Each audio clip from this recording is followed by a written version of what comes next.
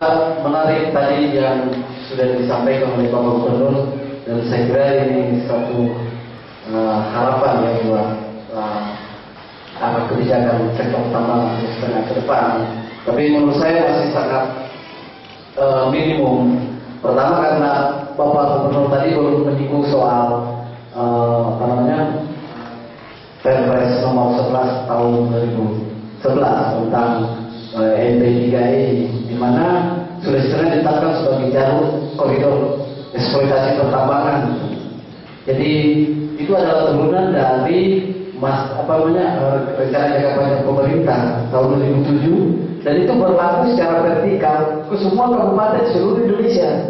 Jadi Bapak Wali Kota dan Gubernur harus akui itu bahwa RPJ itu RPJ Merdeka mengikuti secara vertikal di nasional.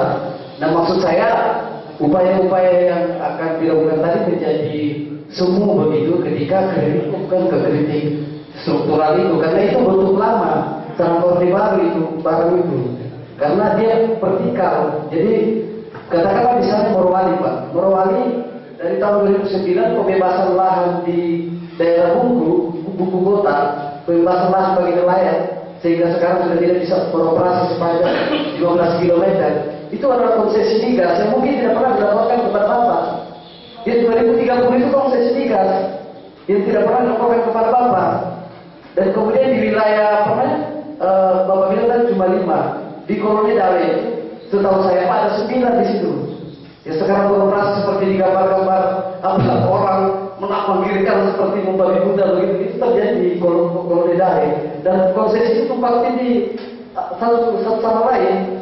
Dan itu tidak pernah dilaporkan, dan itu turunan dari MP3I yang saya maksudkan tadi itu, di mana 22 sektor energi nasional, Kalimantan batubara, Sulawesi nikel, Halmahera nikel, dan daerah lain emas dan minyak. Nah itu saya kira kalau tidak kritiknya ke arah situ, mungkin apa yang disampaikan oleh Bapak Gubernur tadi itu tidak akan mengubah apa-apa, saya kira. Dan yang kedua, saya kira niatan Pak Gubernur untuk meninjau kembali soal laporan hasil penjualan migas, misalnya, saya kira itu harus didukung ya.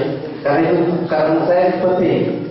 Karena dari sekian tahun Saripati minyak kita mulai dari TKI yang keluar tidak pernah ada laporan resmi soal itu, hanya laporan publik, tapi laporan internal perusahaan tentang berapa keuntungan mereka itu tidak pernah dilakukan. Nah, tapi menurut saya tidak hanya sampai di situ, tapi perlu ada langkah-langkah yang progresif dan afirmatif menurut saya harus dilakukan Bapak Gubernur, termasuk soal teknis tapi penting itu dikalkulasi secara ekonomis.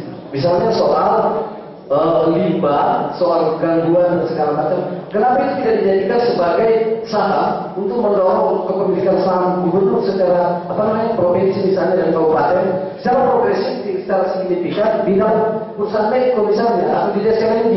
Bayangkan dampaknya ketika seperti dikatakan oleh kawan Eta, itu sejak tahun 2003 ada 2 pasar di situ, Pak. Itu sudah tidak bisa beroperasi.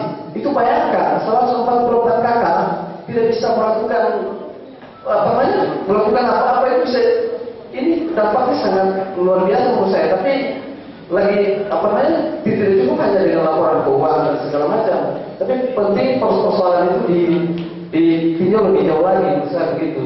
Sama halnya juga di desa LNG. Saya kira ini proyek yang paling menurut saya juga yang paling mengenaskan menurut saya. Jadi cukup dibayangkan saja di wilayah Uso itu. Itu masyarakat Uso, coba saya tanya, akan Bapak kemana itu orang Uso? Akan diusir kan? Tahu pasti kan? Orang itu pasti akan diusir. Ada sih yang diusir dari partai. Itu kan pasti niatnya mengusir karena di atas dibangun jalan koridor, di bawah kilang-kilang minyak. Orang nelayan sudah tidak bisa melaut, orang di atas gunung sudah tidak bisa bertani. Itu kan kalau privat ini namanya memprivatisasi ruang menurut kami. Jadi orang dipakai sedemikian rupa melalui master plan tadi itu MP3I.